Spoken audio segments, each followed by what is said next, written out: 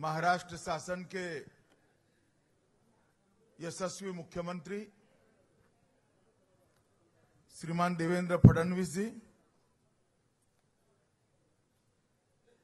Maharashtra Bharatiya Janata party के अध्यक्ष श्रीमान राव साहब दानवे जी,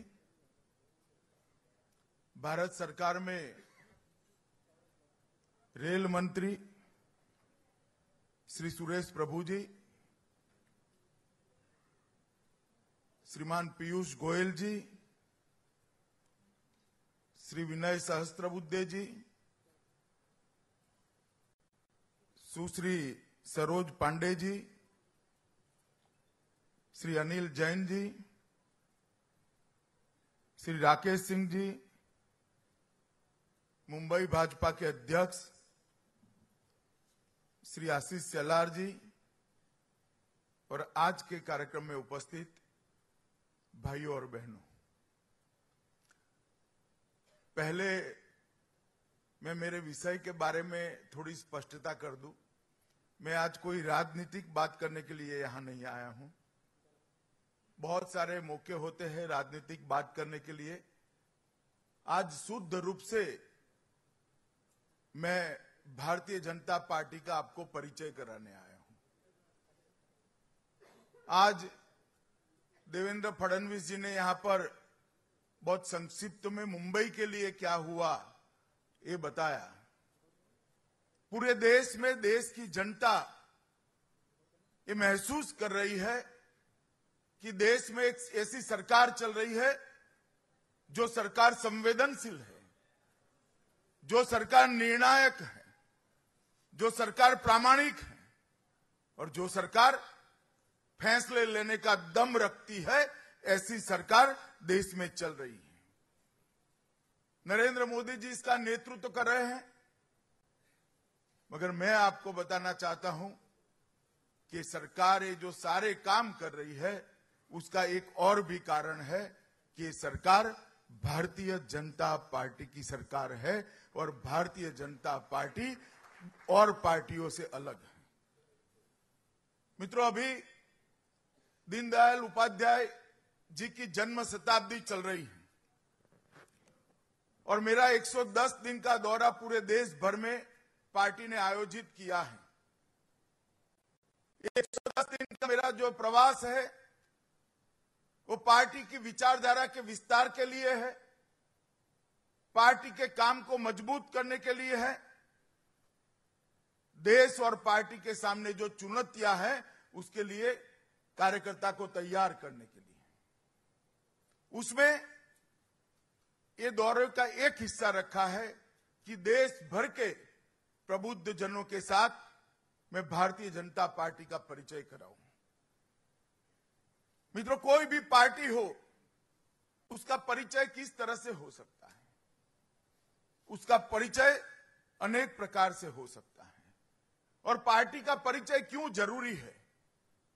आपको लगता है कि देश के प्रधानमंत्री नरेंद्र भाई है, देवेंद्र जी यहां की सरकार के मुख्यमंत्री है, अच्छा ही तो चल रहा है। मगर मैं आपको बताना चाहता हूं कि आजादी के बाद इस देश का संविधान बनाने की जब प्रक्रिया शुरू हुई, संविधान सभा के अंदर बहुत लंबी बहस हुई थी कि इस देश का लोकतंत्र किस प्रकार का हो। बहस का विषय यह नहीं था कि लोकतंत्र हो या न हो, लोकतंत्र हो इसके लिए सब सहमत थे, मगर लोकतंत्र किस प्रकार का हो इस पर बहुत बड़ी बहस हुई थी। किस प्रकार की डेमोक्रेसी आजाद भारत को चाहिए, इस पर बहुत बड़ी बहस छिड़ी थी। और अंत में संविधान सभा ने multi party democratic parliamentary system को एक्सेप्ट किया, बहुपक्षीय लोकतांत्रिक संसदीय व्यवस्था को एक्सेप्ट किया। और जब हम बहुपक्षीय लोकतांत्रिक संसदीय व्यवस्था को एक्सेप्ट करते हैं, स्वीकार करते हैं, तब पार्टी का महत्व बहुत बढ़ जाता है।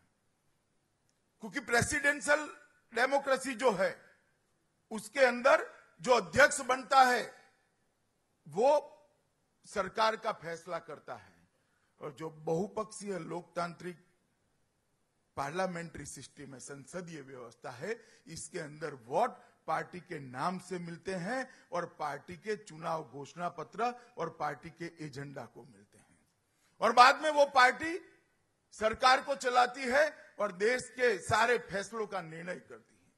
इसलिए बहुत महत्वपूर्ण है कि किस प्रकार की पार्टी के हाथ में इस देश का भविष्य देना चाहिए और किस प्रकार की पार्टी के हाथ में ये देश का भविष्य दिया गया है। मित्रों, किसी भी पार्टी का अगर चरित्र जानना है और लोकतांत्रिक देश में जानना है, चीन और रशिया में बहुत जानने की जरूरत नहीं है, मगर हम एक लोकतांत्रिक देश है, डेमोक्रेसी है हमारे यहां। विश्व की सबसे बड़ी डेमोक्रेसी अगर कहीं है तो हमारे देश में है। इसलिए बहुत जरूरी है कि किस प्रकार की पार्टी में के हाथ में हम देश का भविष्य दे रहे हैं। तो इसके सबसे पहला लोकतंत्र को मजबूत वही पार्टी कर सकती है जिसका आंतरिक लोकतंत्र सबूत हो, जो पार्टी की आंतरिक व्यवस्था स्वयं में लोकतांत्रिक हो। जो पार्टी की आंतरिक व्यवस्था लोकतांत्रिक नहीं है, ये लोकतंत्र का भला कभी नहीं कर सकती। मित्रों, मैं आपको बताना चाहता हूं कि इस देश में 1650 पार्टियां हैं, अलग अलग प्रकार की, छोटी बड़ी, राज्य कक्षा की, राष्ट्रीय स्तर की, मगर मुझे बताते हुए गर्व हो रहा है कि 2 ही पार्टियां ऐसी है, कम्युनिस्ट पार्टी ऑफ इंडिया और भारतीय जनता पार्टी, जिसके अंदर पार्टी की इंटरनल डेमोक्रेसी आज भी जीवित बची है।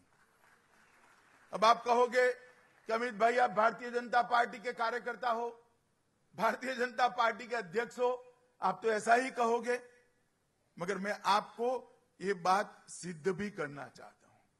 मुझे एक बात, यहां हॉल में इतने सारे लोग बैठे हैं, ये बताइए कि सोनिया जी जिस दिन कांग्रेस पार्टी की अध्यक्षा नहीं रहेगी, कांग्रेस पार्टी के अध्यक्ष कौन बनेंगे, जरा बताइए। सबको मालूम है ना, मालूम है ना। अब मुझे बताइए, मेरे बाद भारतीय जनता पार्टी का अध्यक्ष कौन बनेगा? बता सकता है कोई?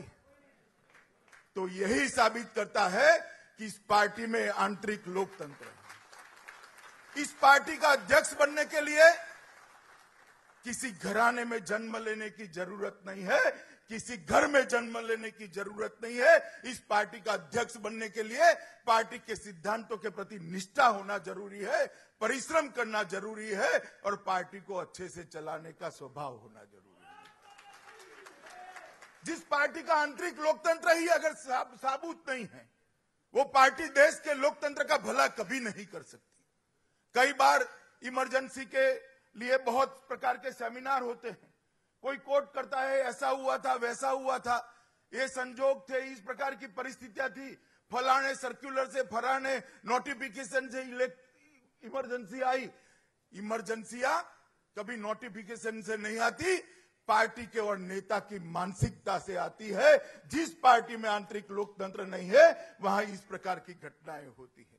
और जहां आंतरिक लोकतंत्र बना हुआ है, वहां कोई भी व्यक्ति, इतने बड़े हिंदुस्तान में से 125 करोड़ लोगों में से कोई भी व्यक्ति कहां से कहां पहुंच सकता है, दूर जाने की जरूरत नहीं है। उसका उदाहरण आपकी नजरों के सामने है। मैं अमित शाह नाम का छोटा सा कार्यकर्ता, बूथ पर पोस्टर लगाते लगाते इतनी बड़ी पार्टी का आज राष्ट्रीय अध्यक्ष बनकर आपके सामने।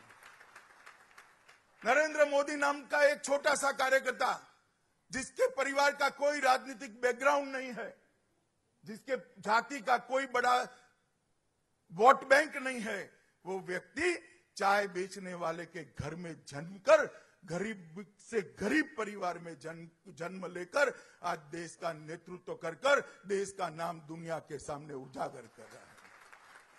अगर देश को प्रतिभावान लोग चाहिए, देश की लोकतंत्र को हम पुष्ट करना चाहते हैं, देश के लोकतंत्र को मजबूत करना चाहते हैं, तो ये निहायत जरूरी है कि ऐसी पार्टी को ही मजबूत करना पड़ेगा जिस पार्टी का आंतरिक लोकतंत्र मजबूत है। जहां लोकतंत्र मजबूत है, वहां मेरिट्स के आधार पर फैसले होते हैं। जहां लोकतंत्र मजबूत है, वहां बदलाव की गुंजाइश होती है, और जहां बदलाव की गुंजाइश होती है, वहां कभी भी डिसमेरिट को स्थान नहीं हो सकता। मेरिट्स के आधार पर ही पार्टी चलती है। और मित्रों, मैं दावे के साथ कहता हूं कि आंतरिक लोकतंत्र ये 1650 पार्टियों में से किसने बहुत अच्छे तरीके से साबूत रखा है, तो केवल और केवल भारतीय जनता पार्टी ने रखा है। हर 3 साल को बूथ समिति के अध्यक्ष से लेकर राष्ट्रीय अध्यक्ष के चुनाव समय पर होते हैं और लोकतांत्रिक तरीके से होते हैं। मित्रों, भारतीय जनता पार्टी आंतरिक लोकतंत्र की जब बात करती है तब आंतरिक लोकतंत्र 3 प्रकार के दूषणों को डेमोक्रेसी से निकालकर बाहर कर देते हैं। एक, वंशवाद का दूषण, घरानेशाही की राजनीति, किसी के घर पर जन्म लोगे, आप में योग्यता है या नहीं है, वो पार्टी के आप अध्यक्ष बन जाओगे। दूसरा, जातिवाद की राजनीति, कोई एक जाति विशेष में जन्म लोगे, आपका बड़ा वोट बैंक होगा तो आप पार्टी के मुखिया बन जाओगे, देश के राज्य के मुखिया बन जाओगे। और तीसरा, तुष्टीकरण की राजनीति। ये तीनों राजनीति से अगर निजात चाहिए, हमें मुक्ति चाहिए, लोकतंत्र को हम बचाना चाहते हैं, तो ऐसी ही पार्टी को तय करना पड़ेगा जिसकी आंतरिक लोकतंत्र आज भी मजबूत है। वो पार्टी ने अपने आंतरिक लोकतंत्र को बचा कर रखा है। मित्रों, दूसरी बात है कि पार्टी किस सिद्धांतों के आधार पर चलती है। आंतरिक लोकतंत्र साबुत होने के बावजूद भी अगर पार्टी के सिद्धांत ठीक नहीं है, सिद्धांतों की आज रिलेवेंसी नहीं रही है, तो ये पार्टी देश का भला नहीं कर सकती। मैं बहुत सारे पार्टियों के सिद्धांतों की चर्चा यहां नहीं करूंगा, मगर मैं भारतीय जनता पार्टी की पहले बात करूंगा और बाद में कांग्रेस पार्टी की बात करूंगा। बहुत ज्यादा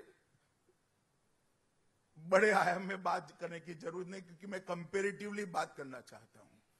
भारतीय जनता पार्टी की बात करें तो भारतीय जनता पार्टी के सिद्धांत क्या है और भारतीय जनता पार्टी की स्थापना क्यों हुई, ये अगर मुझे आपको थोड़ा समझाना है तो थोड़ा पीछे ले जाना पड़ेगा। जब देश आजाद हुआ, जवाहरलाल जी के नेतृत्व के अंदर एक सर्वदलीय सरकार बनी और सर्वदलीय सरकार इस देश के बारे में अपने फैसले करने लगी। देश आजाद हुआ था, देश की नीतियां बननी थी, देश की अर्थनीति बनी, देश की कृषि नीति बनी, देश की रक्षा नीति बनी, शिक्षा नीति बनी, और ये सारी नीतियां जब एक एक कर जनता के सामने रखी गई, देश के बहुत सारे लोगों को ऐसा लगा ये नीतियां जो जवाहरलाल नेहरू जी के नेतृत्व में सरकार बना रही है, वो नीतियों में पश्चिम की बहुत बड़ा प्रभाव है, पश्चिम के देशों का बहुत बड़ा प्रभाव है, और ये नीतियां हमारे देश के अनुकूल नहीं है। इस नीतियों में इस देश की मिट्टी की सुगंध नहीं है। ये नीतियां इस देश की समस्याओं का निवारण नहीं कर सकती। ये नीतियां इस देश की समस्याओं के निवारण के अनुरूप नहीं है। जब ऐसा बहुत सारे लोगों को लगा तो इकट्ठा आकर सबने सोचा कि भाई क्या किया जाए, तो सबने मिलकर सोचा कि वैकल्पिक नीतियां देश की जनता के सामने रखनी चाहिए। वैकल्पिक नीतियां कैसे रखें? कोई व्यक्ति अगर कोई पॉलिसी डॉक्यूमेंट बनाकर रखता है तो इसकी क्या मान्यता होगी? तो सबने मिलकर एक बात तय करी, इस देश को सही दिशा दिलाने के लिए एक पार्टी की स्थापना की जाए, और इसके लिए श्यामा प्रसाद मुखर्जी के नेतृत्व में भारतीय जनसंघ की स्थापना हुई थी।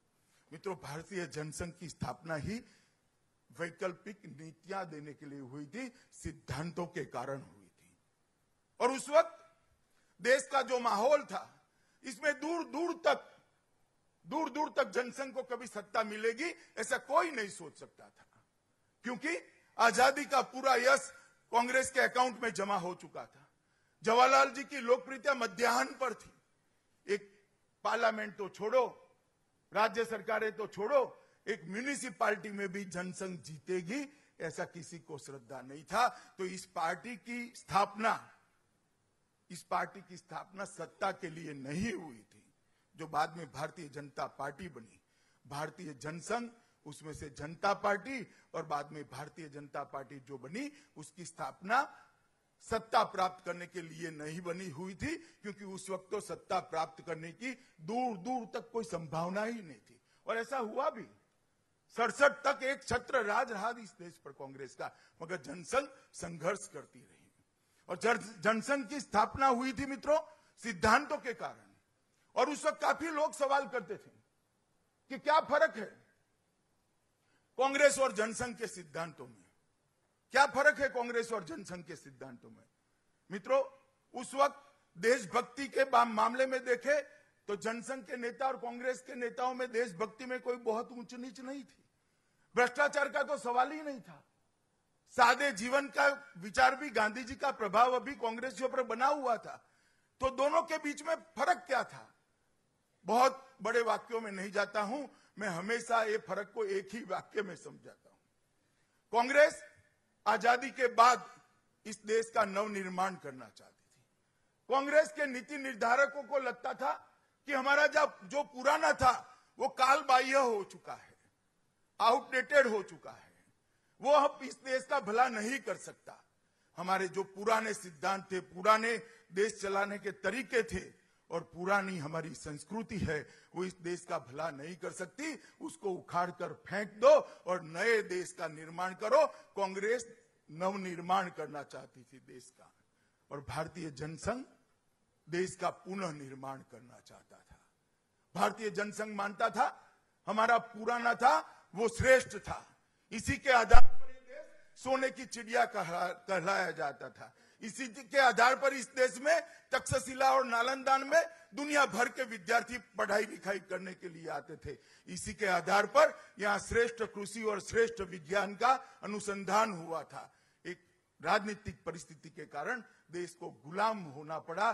पुराना जो है उसमें समयोचित, समय के अनुसार बदलाव कर उसी के आधार पर नवनिर्माण करने की जरूरत नहीं है, देश का पुनः निर्माण करने की जरूरत है। ये नवनिर्माण और पुनः निर्माण, ये दो शब्दों के बीच में कांग्रेस और भारतीय जनसंघ का अंतर पड़ा है। मित्रों, कांग्रेस इस देश का नवनिर्माण करना चाहती थी और भारतीय जनसंघ इस देश का पुनः निर्माण करना चाहता था।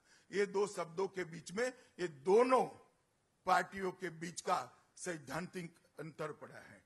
एक बार मैंने बताया कि भारतीय जनता पार्टी की स्थापना क्यों हुई, जनसंघ की स्थापना क्यों हुई, और अब कांग्रेस की स्थापना के इतिहास में भी जाना पड़ेगा। मित्रों, कांग्रेस की स्थापना हुई, उसके बाद आजादी का आंदोलन हुआ और कांग्रेस आजादी के आंदोलन के अंदर हिस्सा लेने लगी। एक प्रतीक बन गई कांग्रेस कि जिसको भी आजादी चाहिए, चाहे वो किसी भी विचारधारा का हो, किसी भी विचारधारा का हो, वो कांग्रेस में जुड़ता था और आजादी के लिए अपना कंट्रीब्यूशन देता था। इसके अंदर समाजवादी भी थे, इसके अंदर लेफ्टिस्ट भी थे, राइटिस्ट भी थे, मौलाना अब्दुल कलाम, मौलाना आजाद जैसे भी थे, और इसके अंदर मदन मोहन मालवीय भी थे। हर एक विचारधारा का एक मिश्रण कांग्रेस पार्टी बनी थी। सब लोग देश को आजादी दिलाना चाहते थे, कोई एक सिद्धांत के आधार पर इकट्ठा नहीं हुई है। इस तरह से सोचा जाए तो कांग्रेस सिद्धांतों के आधार पर बनी हुई पार्टी नहीं थी। कांग्रेस देश को आजादी दिलाने का एक स्पेशल पर्पस व्हीकल थी। जो लोग देश को आजादी दिलाना चाहते थे वो सारे कांग्रेस में इकट्ठा हो गए थे, और जब देश आजाद हो गया तब इकट्ठा होने का पर्पस भी समाप्त हो गया, क्योंकि कोई सिद्धांत ही नहीं थे इकट्ठा होने के। एक ही मकसद था आजादी प्राप्त करने का। आजादी प्राप्त करने के बाद कांग्रेस सिर्फ और सिर्फ सत्ता के लिए पॉलिटिक्स में रही, क्योंकि सिद्धांत उसके कभी कोई थे ही नहीं। तो भारतीय जनता पार्टी और कांग्रेस के बीच का यह अंतर है। मित्रों, भारतीय जनसंघ की स्थापना हुई तब से हम कहते हैं कि सबसे पहले देश, उसके बाद में दल, उसके बाद में पार्टी और उसके बाद में मैं। तब से कहते हैं, आज भी कहते हैं। तब भी कहते थे मुक्त व्यापार और मुक्त खेती, आज भी कहते हैं मुक्त व्यापार और मुक्त खेती।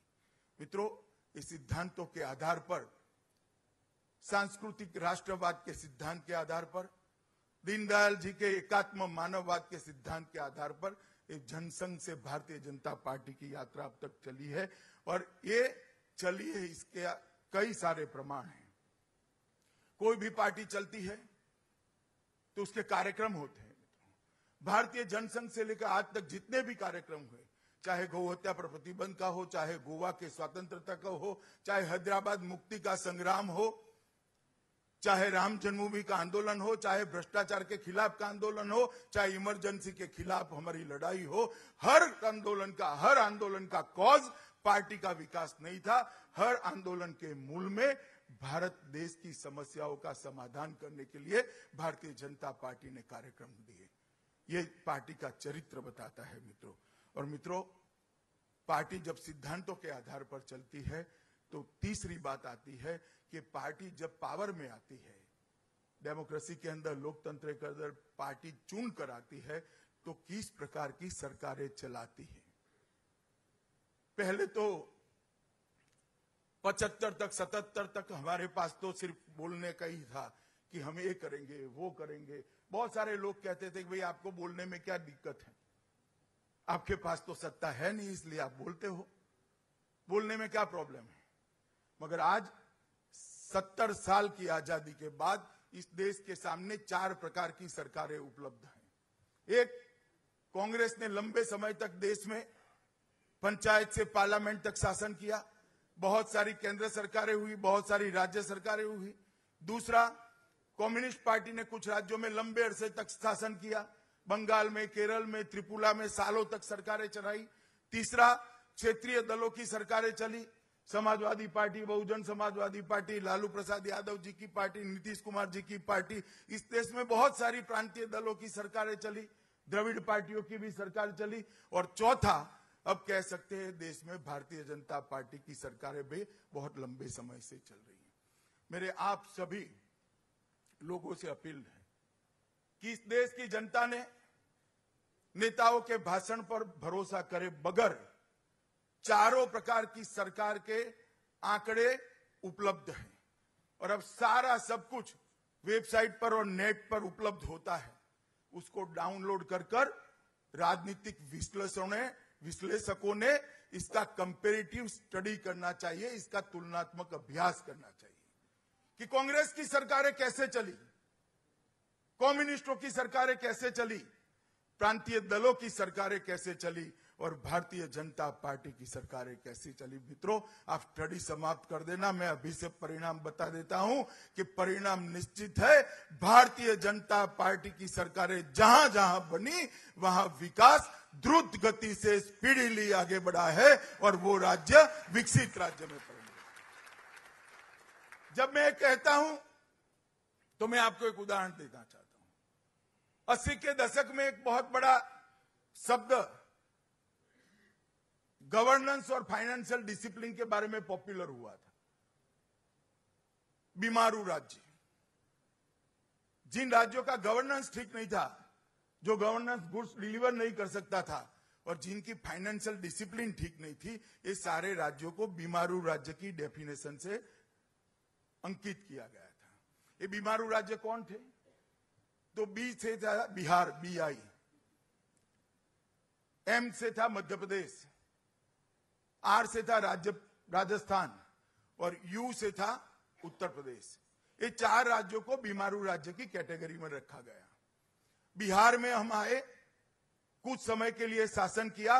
बिहार को हमने लगभग बीमारू राज्य से बाहर निकालने का काम भारतीय जनता पार्टी और नीतीश कुमार की सरकार ने किया। मध्य प्रदेश के अंदर हम आए, आज मध्य प्रदेश के 2 हिस्से हुए, मध्य प्रदेश और छत्तीसगढ़। दोनों बीमारू राज्य नहीं है, दोनों देश के विकसित राज्यों की सूची में शामिल हो गए हैं। दोनों राज्यों का विकास महाराष्ट्र जितना ही अच्छा हुआ है, गुजरात जितना ही अच्छा हुआ है। तीसरा राज्य राजस्थान, वहां पर भी भारतीय जनता पार्टी की सरकारें लंबे समय तक आई, वो राज्य भी आज बीमारू राज्य की सूची से बाहर निकल चुके हैं। राजस्थान निकल चुका है। और चौथा उत्तर प्रदेश। मैं आपको भरोसा दिलाना चाहता हूं मित्रों, 5 साल के बाद उत्तर प्रदेश भी बीमारू राज्य की सूची में नहीं रहेगा। तो इस राज्य को, इस देश में राज्य को बीमारू राज्यों की सूची से बाहर निकालने का किसी ने प्रयास किया है तो ये भारतीय जनता पार्टी की सरकारों ने किया। देवेंद्र जी ने अभी मुंबई का विकास वगैरह बताया, मैं ये सबको कोई ज्यादा महत्व नहीं देता। देवेंद्र फडणवीस सरकार का काम का अगर कोई एक पैरामीटर्स है तो सबसे कठिन में कठिन काम होता है GDP में कृषि विकास दर को बढ़ाना। जीडीपी के चारों सेगमेंट में सबसे कठिन अगर कुछ चीज है तो कृषि विकास दर को बनाना। देवेंद्र जी ने -8% से हाथ में लिया था। 20% पॉजिटिव ग्रोथ रेट कृषि विकास दर का प्राप्त किया और 2.5 साल ही हुए हैं।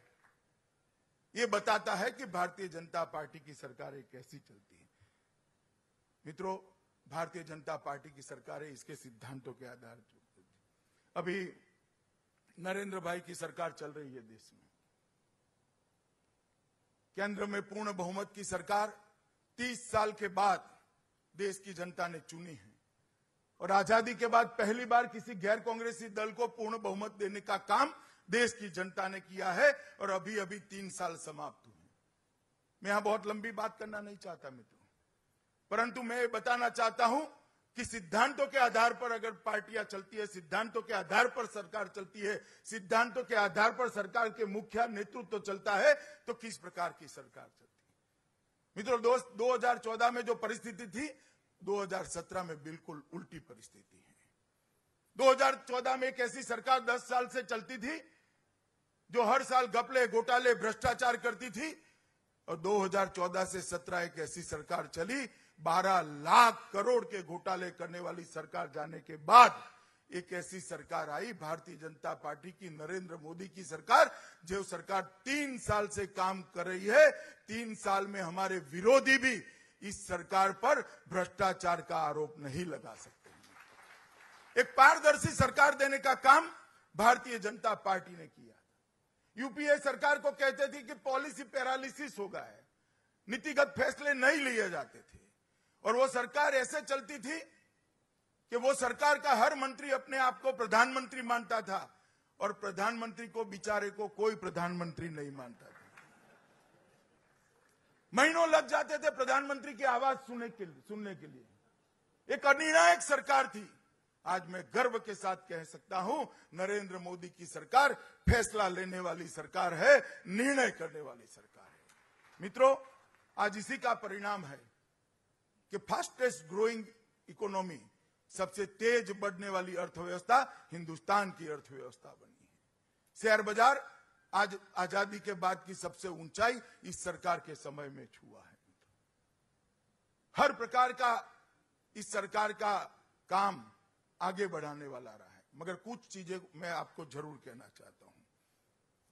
जब हम सत्ता में आए तब 70 साल की आजादी के बाद इस देश के 60 करोड़ लोग ऐसे थे, 60 करोड़ लोगों के परिवार में, व्यक्ति छोड़ दीजिए, परिवार में एक भी बैंक अकाउंट नहीं था। आज 3 साल के बाद 28 करोड़ से ज्यादा बैंक अकाउंट खुलने के बाद आज स्थिति यह है कि देश में एक भी गरीब का परिवार ऐसा नहीं है जिसके पास बैंक अकाउंट नहीं है। इस सरकार ने गरीब को अर्थतंत्र के साथ जोड़ने का काम किया है। मित्रों, इस 70 साल से काम नहीं हुआ था। उज्ज्वला योजना, इस देश में अब तक 12.5 करोड़ गैस के कनेक्शन दिए गए थे, उसमें से ज्यादातर 12 करोड़ के आसपास शहर में दिए गए थे, ग्रामीण क्षेत्र में नहीं दिए गए थे। भारतीय जनता पार्टी की सरकार ने 3 ही साल के अंदर 2 करोड़ 25 लाख गैस के सिलेंडर गरीब की झोंपड़ी में पहुंचाने का काम ये भारतीय जनता पार्टी। आप लोगों को लगेगा कि गैस के सिलेंडर में क्या है। मित्रों, एक झोंपड़ी में खाना पकाने वाली एक मां अपने परिवार के लिए कंडा और टहनियां जलाकर, लकड़ियां जलाकर खाना पकाती है, पूरी झोंपड़ी धुएं से भर जाती है और तब वो मां शाम को 400 सिगरेट जितना धुआं अपने फेफड़े में उतार देती है और उसके स्वास्थ्य का इतना हानि होता है जिसका कोई हिसाब नहीं है। आज तक उसके तक कोई पहुंचा नहीं था। भारतीय जनता पार्टी की नरेंद्र मोदी सरकार ने 5 करोड़ गरीब माताओं के घर पे गैस पहुंचाने का काम किया है। इस देश में लगभग 12 करोड़ घर ऐसे हैं जिसमें टॉयलेट नहीं है, शौचालय नहीं है। मुंबई में सारे यहां पर बैठे हुए लोगों को लगेगा कि शौचालय ठीक है भाई, इसमें क्या बड़ा उपलब्धि है, मगर मैंने देश के गरीब से गरीब हिस्सों में प्रवास किया है।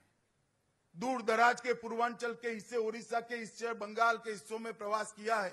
एक 16 साल की बच्ची सुबह कुदरती प्रक्रिया के लिए शौच करने के लिए खुले में बैठती है, गांव की हजारों आंखें उसको देखती है, तब वो बच्ची का आत्मविश्वास चूर चूर हो जाता है। जिस बच्ची ने अभी नागरिक बनना बाकी है, जिस बच्ची ने देश के विकास में अपना योगदान देना बाकी है, उसका आत्मविश्वास हर रोज टूटता है, हर रोज टूटता है। नरेंद्र मोदी सरकार ने 3 साल के अंदर 4.5 करोड़ टॉयलेट बनाकर देश की करोड़ों बच्चियों को सम्मान से जीने का रास्ता दिया है। मित्रों, ये सरकार की संवेदना है। गरीब मां की चिंता होती है, गरीब बच्ची की चिंता होती है। मुद्रा बैंक के माध्यम से 7.5 करोड़ से ज्यादा गरीब युवाओं को रोजगारी देने का काम नरेंद्र मोदी सरकार ने किया है। किसी ने हजाम की दुकान खोली है, किसी ने ठेला लगाया है, किसी ने कारपेंटर की दुकान खोली है, किसी गरीब बच्ची ने ब्यूटी पार्लर खोल लिया है। बैंकों के दरवाजे इनके लिए खुले नहीं थे। गारंटी मांगते थे, गारंटर मांगते थे, कहां से लाए वो? आज without any guarantee, without any guarantor 7.5 crore युवाओं को रोजगारी देने का काम भारतीय जनता पार्टी की सरकार ने किया है। जीएसटी इस देश के लिए स्वप्न बना पड़ा था। भारतीय जनता पार्टी की सरकार ने सभी दलों को साथ में लेकर, सभी राज्य सरकारों को साथ में लेकर जीएसटी को एक अंजाम तक पहुंचाया है और 1 तारीख से जीएसटी लागू हो जाएगा। 1 रैंक 1 पेंशन, 40 साल से देश के सेना के जवान 1 रैंक 1 पेंशन को मांगते थे, मगर कोई इसका निपटारा नहीं होता था क्योंकि सरकारें फैसले लेने में अक्षम थी। एक ही साल में 1 रैंक 1 पेंशन का फैसला कर सेना का जवान -40 डिग्री टेम्परेचर में बंदूक लेकर, मशीन गन लेकर सेना सीमा की सुरक्षा करता है, उसके परिवार को उसके मालूम भी न पड़े इसके बैंक अकाउंट के अंदर 1 रैंक 1 पेंशन सीधा पहुंचाने का काम भारतीय जनता पार्टी की सरकार ने किया है। मित्रों, स्पेस की दुनिया में 1 उपग्रह, 2 उपग्रह, 3 उपग्रह छोड़ते थे, 5 छोड़ते थे। नरेंद्र मोदी सरकार ने आने के साथ ही नीतिगत फैसले लिए, कुछ सहूलियत कर दी। अभी हमारे साइंटिस्टों ने एक साथ 104 सैटेलाइट स्पेस में स्थित कर ग्लोबल लीडर बनाने का काम भारत को किया है।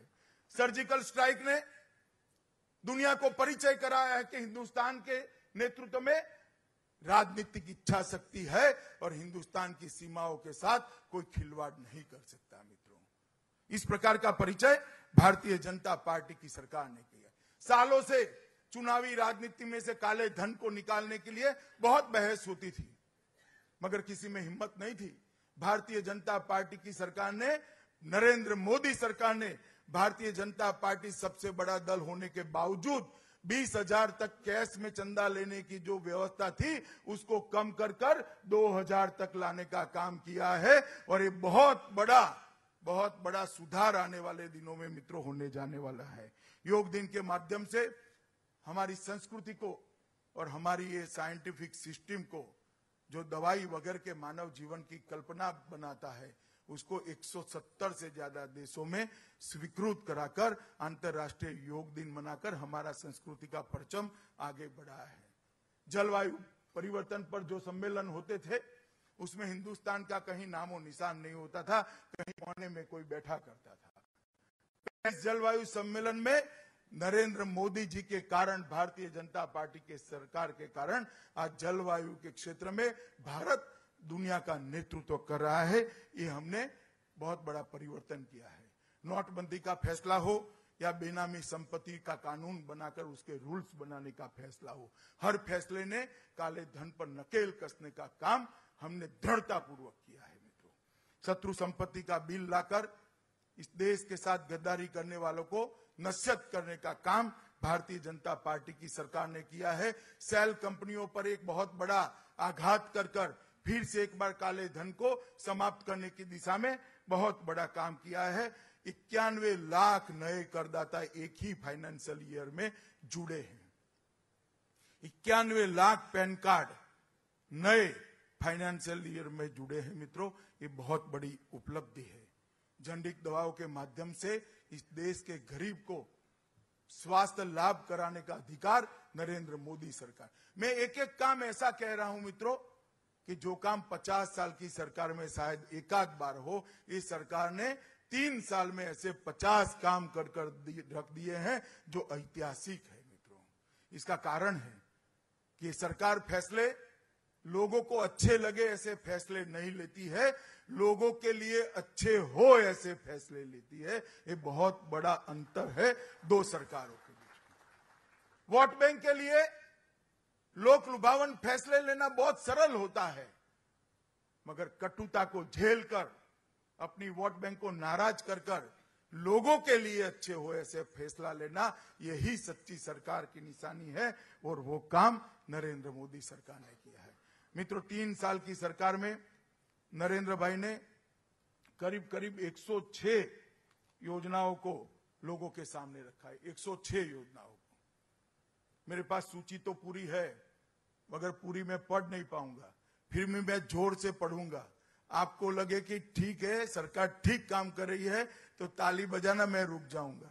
पढ़ूं मैं जोर से? जरा बोलिए भाई, पढ़ूं? मैं जोर से पढ़ता हूं। 106 योजनाएं हैं जो देश के समाज जीवन के हर एक क्षेत्र को छूती है। मैं जोर से पढ़ता हूं। प्रधानमंत्री जन धन योजना, प्रधानमंत्री आवास योजना, सुकन्या समृद्धि योजना, मुद्रा बैंक योजना, जीवन ज्योति बीमा योजना, सुरक्षा बीमा योजना, अटल पेंशन योजना, आदर्श ग्राम योजना, फसल बीमा योजना, ग्राम की सिंचाई योजना। अभी मैं 12 तक पहुंचा हूं।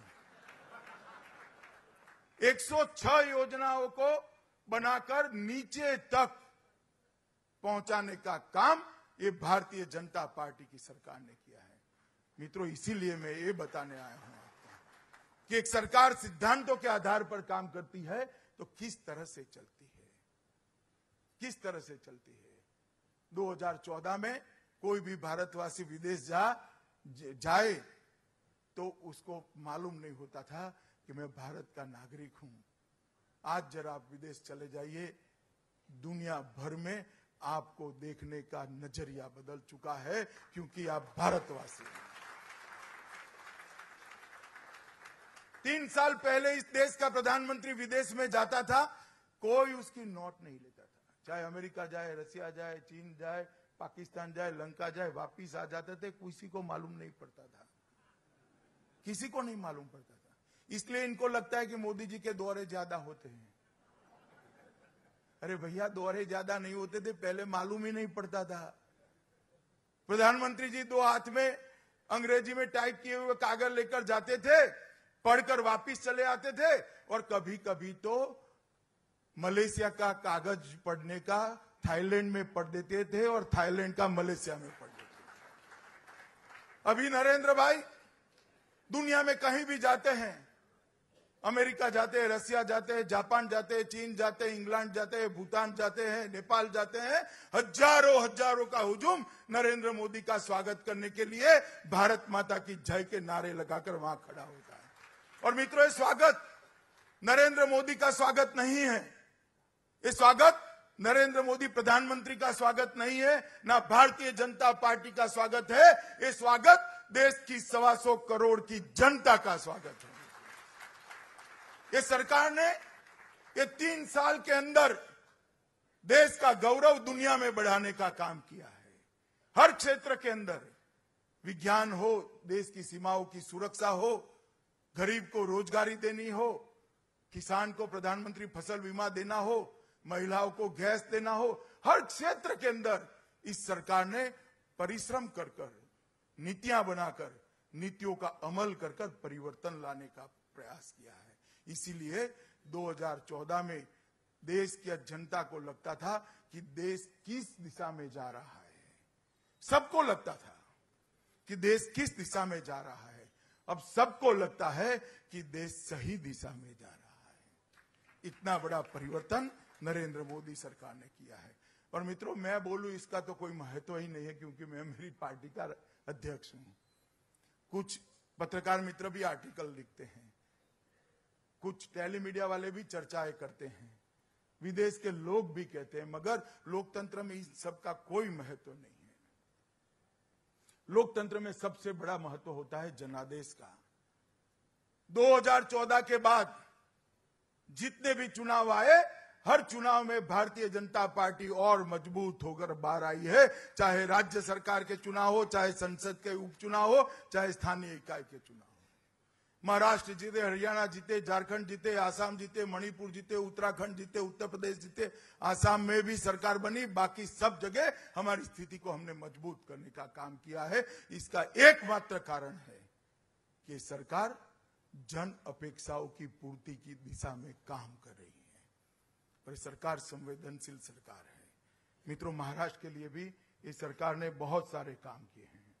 मैं बहुत ज्यादा डीप में जाना नहीं चाहता, थोड़ा देवेंद्र जी ने बताया है, मगर महाराष्ट्र सरकार के बजट में भारत सरकार का कंट्रीब्यूशन में जो अंतर आया है वो मैं जरूर बताना चाहता हूं। मित्रों, 13th फाइनेंस कमीशन जो यूपीए सरकार के समय को कवर करता है उसमें, और 14th फाइनेंस कमीशन जो नरेंद्र मोदी सरकार के समय को कवर करेगा और किया है, उसमें क्या अंतर है मैं बताना चाहता हूं। 13th फाइनेंस कमीशन में शेयर इन सेंट्रल टैक्स जो महाराष्ट्र को मिलता था वो 16,331 करोड़ रुपया मिलता था। जरा मैं रिपीट करता हूं, आप भी करिएगा, कितना मिलता है? 16,331 करोड़ रुपया। और 14th ग्रांटिंग एड की बात कर रहा हूं, और 14th फाइनेंस कमीशन में ग्रांटिंग एड 33,595 करोड़ रुपया मिला, 16,000 से 33,000। और share in central tax 74,104 crore रुपया मिलता था, 74,104 करोड़ रुपीस। और 14th फाइनेंस कमीशन में 2,19,165 करोड़ रुपया। मित्रों, लोकल बॉडीज की ग्रांट 8,497 करोड़ रुपया मिलती थी, आज लोकल बॉडी की ग्रांट 27,448 करोड़ रुपया मिलती है, 3 गुना हो चुकी है। सिर्फ शेयर इन सेंट्रल गवर्नमेंट की ओर से चारों प्रकार की ग्रांटों में ही 1,60,000 करोड़ की बढ़ोतरी हुई है। इसके साथ साथ बहुत सारी योजनाएं भी, इरिगेशन की योजनाएं हो या मेट्रो की योजनाएं हो या अर्बन डेवलपमेंट की योजनाएं हो, बहुत सारा फंड भारत सरकार ने देने का काम किया है। मित्रों, इसीलिए मैं कहता हूं कि जिस पार्टी का आंतरिक लोकतंत्र मजबूत है, जो पार्टी सिद्धांतों के आधार पर चलती है और जिस पार्टी की सरकारें परफॉर्म करती है, वो ही पार्टियां देश का भला कर सकती है, देश को आगे बढ़ा सकती है। और मुझे कहने में कोई झिझक नहीं है, मेरी अपनी पार्टी के बात हो तो भी बायस आप डिस्काउंट कर लीजिएगा, मुझे कहने में कोई झिझक नहीं है कि नरेंद्र मोदी के नेतृत्व में ये तीनों बातों की पूर्ति कोई एक अगर पार्टी कर सकती है तो वो भारतीय जनता पार्टी कर रही है।